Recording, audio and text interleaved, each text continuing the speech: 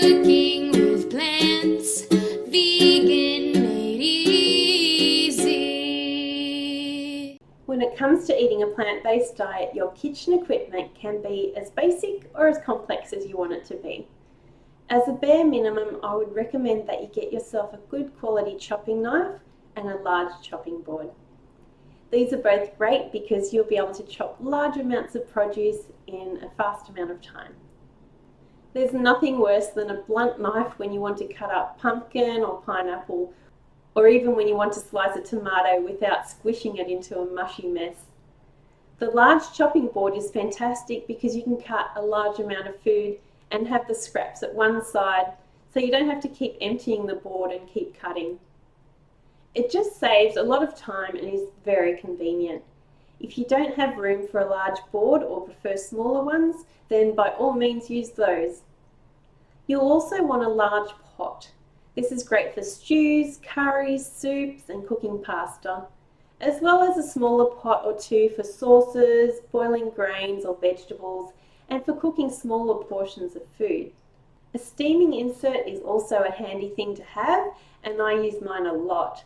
Fresh steamed vegetables are great to load your plate with, and they're also handy to have pre-cooked in the fridge, so you can just put them in a salad or mix them with some salsa and beans for a quick burrito filling or rice topping. If you prefer, you can buy some bamboo steamers from Asian stores or online and get a size that matches any existing pots that you may have. That way they can also double up as steaming baskets if you want to steam Asian foods such as dumplings and vegetable buns. The next thing you'll want is a good quality non-stick or ceramic fry pan. The one I have is a Circulon brand, and I'll leave a link in the summary so you can see exactly what pan I use. This is perfect for oil-free cooking, and I use mine a lot for stir fries, tofu scramble, chickpea omelettes, and even for fry pan pizza. I also have a larger stainless steel fry pan that I love to use for stir fries because I can make larger quantities of food and have my other pan free for more delicate cooking such as the chickpea omelettes. Another thing I consider essential in my kitchen is a good quality blender. I actually have two. I've got a smaller, cheaper blender for day-to-day use and a big, powerful blender for larger and tougher blending jobs. Both are fantastic for making sauces, condiments, nut milk, smoothies, soups, and so much more.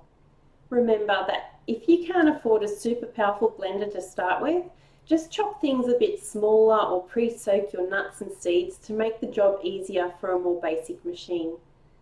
If you're planning on making things like raw cakes where you need to grind up nuts and seeds, or if you want a machine where you can chop a large amount of vegetables in a short amount of time, then a food processor might be something else that you want to have on hand. Mine is a Breville, and once again, I'll link this in the summary of this session. It comes with various attachments, and you can chop, slice, dice, and process foods with speed and power. While it's good to have, it's definitely not essential. The next thing I like to have in my kitchen is nut milk bags. I use these to strain the nut or seed pulp when I'm making my own plant milks. However, for quite a few years, I actually used a large handkerchief to strain through, and this worked just fine. So just blend up your nuts and seeds in a blender and strain them through. So again, make do with what you have and what you can afford. Another gadget that I have on hand is a pressure cooker, which is very similar to the Instapot. I'll link to this in the summary of this session as well, and you can have a look how it works. Basically, it has various cooking and time settings, and I love using mine for cooking beans and for batch cooking potatoes in the jacket. It's definitely a great machine to use if you're short on time or if you want to cook a lot of beans, grains or potatoes. Finally, I also have an air fryer. Mine is a Philips brand, and again, I'll link to that in the session summary. I use mine nearly every day just because it's super quick and also great for baking smaller portions of food. Basically, you can think of this machine as a condensed oven that gets hot really, really quickly, and the hot air is circulated in a very small area. This makes it perfect for cooking super crispy fries without oil, It's also good for baking tofu in under 10 minutes and reheating baked foods without having to preheat a large oven and having to wait for it to get to temperature. Best of all, you don't have to add any oil, so it makes for fast and healthy baking. Again, this is not an essential piece of equipment, but it is one of my favorite kitchen gadgets. It's just so quick and easy to prepare meals in this. Also, technically, while it's not a piece of kitchen equipment, I do like to have non-stick parchment paper in my drawer at all times. It's great for baking just about anything without oil, and it ensures that nothing sticks to your baking trays.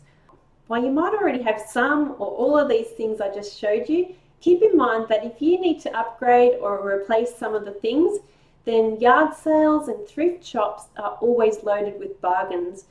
Many people buy great quality gadgets and then never use them. You could even ask family, friends or neighbours if they have any kitchen equipment that is gathering dust and that they no longer want or need. You'll be amazed at what you might find. Happy cooking!